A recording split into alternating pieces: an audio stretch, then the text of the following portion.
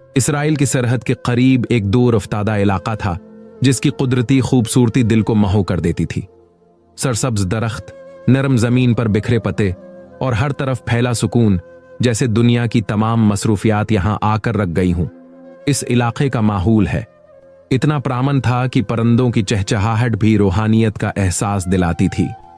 यहां के रहायशियों ने इस इलाके को वादी नूर का नाम दिया था। शाम के वक्त जब सूरज की रोशनी दरख्तों के पत्तों से गुजरती थी तो वो मंजर वाकई नूरानी नजर आता था।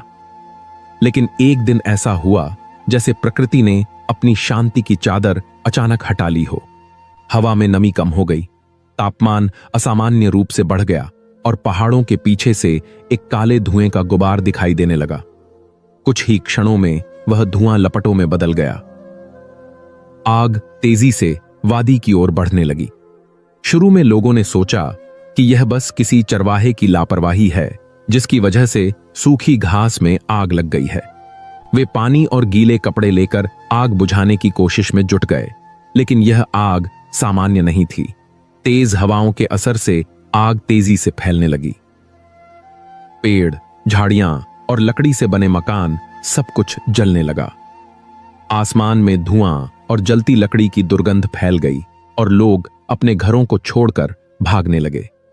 इस दौरान बन यहूदा, एक बुजुर्ग और धार्मिक यहूदी नेता, चंतय जंगल के पास पहुंचा। उसकी उम्र 80 साल थी और उसने अपना अधिकांश जीवन धार्मिक शोध और मार्गदर्शन में बिताया था।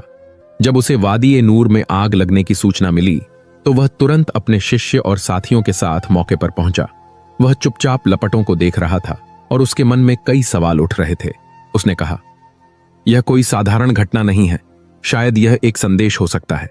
एक शिष्य ने पूछा, रबी, क्या यह भगवान का क्रोध हो सकता है? बन यहूदा ने गहरी सांस ली और लपटों को देखते हुए कहा, मैं कुछ नहीं कह सकता, लेकिन दिल में एक अजीब सा एहसास हो रहा है। आग की तीव्रता में तेजी आ रही थी और छोटे छोटे गांव भी इसके प्रभाव में आ चुके थे।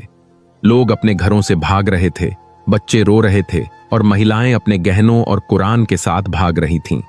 इस बीच एक पुरानी सफेद पत्थरों वाली मस्जिद लोगों के ध्यान का केंद्र बन गई।